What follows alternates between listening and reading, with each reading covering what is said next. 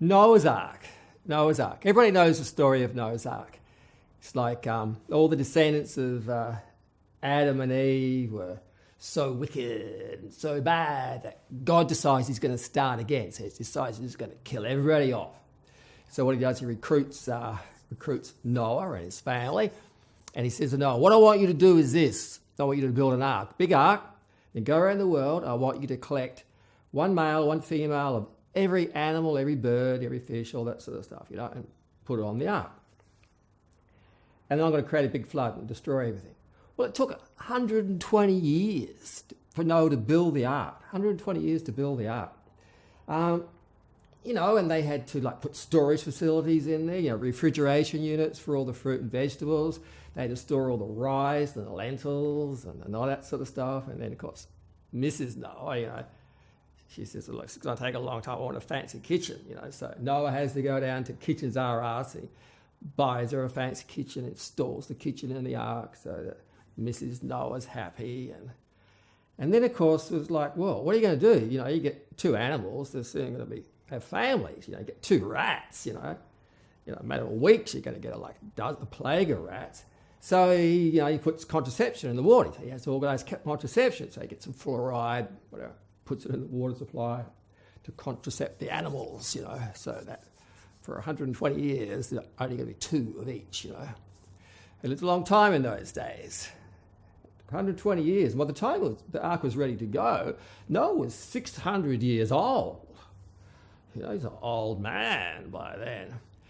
Anyway, the story of Noah, it's been told before. It's been told in India, in Egypt, in Babylon, Sumer, and other places. And so I thought that's really interesting. So I go to the back of the Bible, I looked for in the bibliography, in the reference section, expecting to find it, acknowledgement of the previous stories, previous publications. It wasn't there. I thought, well, maybe because God was the author, then he didn't have to reference his own previous publications, I thought, well, that's all right, that's okay. And I thought, well, but at least in the preface. So I get the Bible out and go to the preface, go to the front there, and there's still nothing.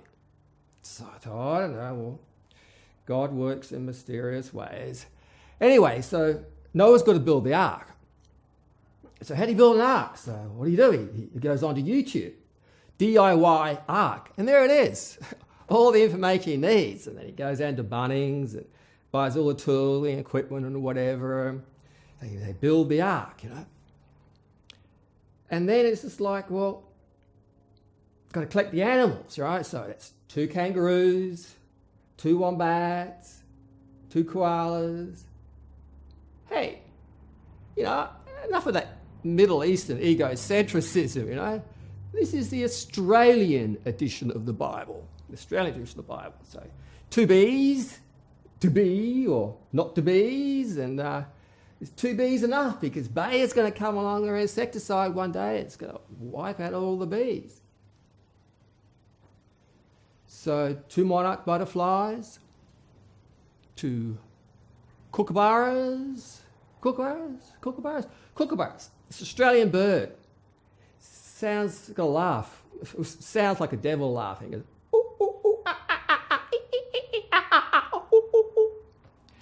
And a little bit like a monkey laughing. And then there's 2 dolphins, because we're going to need dolphins at SeaWorld, and 2 dodos. But hey, dodos are going to go extinct, so they can go in budget accommodation. Put the dodos in budget accommodation. So, and then all the dinosaurs get on the ark, and then it's full. And then refugees turn up. And Noah says, sorry, got the instructions, no refugees.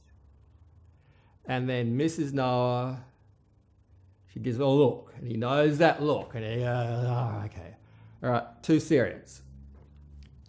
Passports, please. They go, we haven't got passports. We're refugees. Yeah, all right, well, you're going to have to go to the Christmas Island Detention Centre. So on you go. 2 Iraqis, 2 Afghanis, 2 Somalians. Anyway, so the ark gets full. All the animals or birds are all safe and sound in the ark. All the refugees are on the deck. And then Noah looks at it and goes, this isn't going to work. It's just too many. It's overcrowded. This is dangerous. So he says, I've got to make an executive decision. And he goes, maybe we just throw the children overboard. And then he thinks, he goes, I don't know about that. That could have some political ramifications one day. I never hear the end of that. So he thinks himself and he goes, dinosaurs. Dinosaurs have been around for 145 million years. They haven't hurt anybody at all. Loving little creatures they are.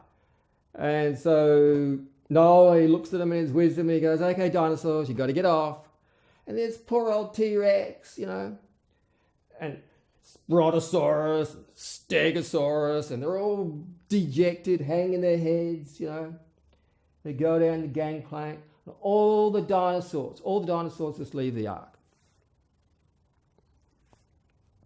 And it wasn't until thousands of years later when God commanded Walt Disney and Hollywood to recreate the dinosaurs in his image. Isn't that amazing? It's absolutely amazing. Anyway, it starts to rain.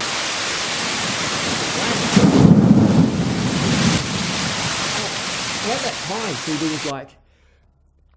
there was you might not believe this, but in the Bible it says how when they looked at the heavens, it was like looking through a lens, like looking through glass. And at that time, around the whole planet Earth, there was about 25 miles up, about a mile deep, there was water all around the Earth, big lens. It's there in the Bible. Anyway, so all this water starts rains down, and then all the lands get covered all the way. Even Mount Everest is totally covered. It's true, because you go on it, you go on the internet, and you'll find that scientists have actually discovered planets in other galaxies which are totally covered in water. And they've got these really high resolution telescopes now, and they can zoom in. They can zoom in, just like on Google Maps, and you can see there's a little boat, and there's a giraffe's head sticking out the porthole, and there's all these people on the deck. True, just check it out for yourself. Anyway, so there they are, they're all on the boat and eating their veggies, fruit and veggies. And the little baby tiger goes, I don't like carrot, I don't like beetroot, I want to eat some meat. And Mummy Tiger says, eat your carrot, eat your beetroot. We don't eat meat. We're politically correct vegans. Eat your carrot and vegetables so that you'll grow up to be fit and strong and virile, and you'll be a symbol of sexual prowess for all the silly humans. But the little baby tiger has a tantrum. He goes, I don't like beetroot. I don't like carrot. And Mummy Tiger, she gets really frustrated, really angry, and she takes his face and she pushes his face in the plate of carrot and beetroot. And that's how the carrot got his stripes. That's how the tiger got his stripes. True. It's true.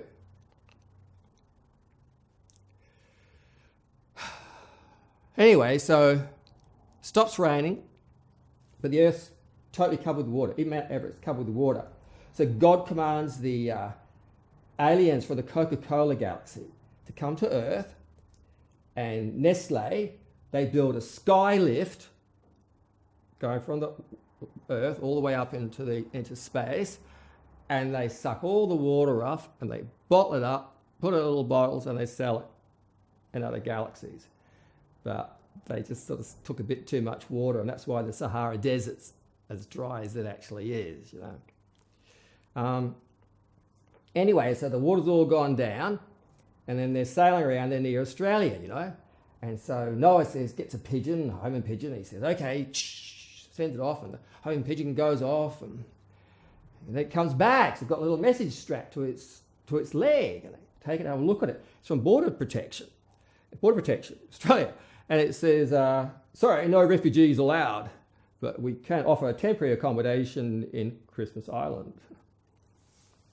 Anyway, so then Noah's got to offload all the animals, right? So gets his catalogue out. Okay, the lions, the giraffes, they go to Africa. Tigers, they go to India. That's it. Take your carrot and beetroot with you. And when you look at tigers, every tiger is identical. The stripes and every tiger is identical. And that just proves that all the animals, tigers especially, were descended from those two animals that were actually on the ark. It's a scientific fact. Anyway, so then the kangaroos, you go, okay, kangaroos, they go to Australia, you know, with the wombats and the koalas and whatever. And while we're here, let's just dump all the snakes. Let's dump all the snakes and the spiders in Australia, yeah? And the dodos, yep, okay, they go to New Zealand. Thank you for travelling in budget accommodation. Enjoy your holiday. Enjoy your short stay in New Zealand. She's not going to last. And then the finches. What do we do with the finches? Gets his catalogue out. He goes, okay, the finches. The finches with the short, stumpy beaks, they're going to go on that island in the Galapagos. And the finches with the long, skinny beaks, they go on another island in the Galapagos. And so all the animals and birds got put in their right place all around the world. So then when Darwin came along thousands of years later, he would just marvel at the diversity of animal life that God created and that God put there. Anyway, so eventually the ark returns to the Middle East, sends all the way up to the top of a mountain in Turkey, Ararat, I think, and all the refugees get off and they go back to the Middle East. And that's because God works in mysterious ways. Anyway, if you believe that we should take care of all the animals on the earth, take care of all the marine life, take care of all the birds, all the insects, if you think we should take care of all the plants, if you think we should take care of nature, if you think we should take care of people, regardless of their race, their ethnicity, their culture, their gender, or their religion, if you believe that we should take care of each other, then I invite you to share this video, share it far and wide, all the way to the edge of religion and beyond.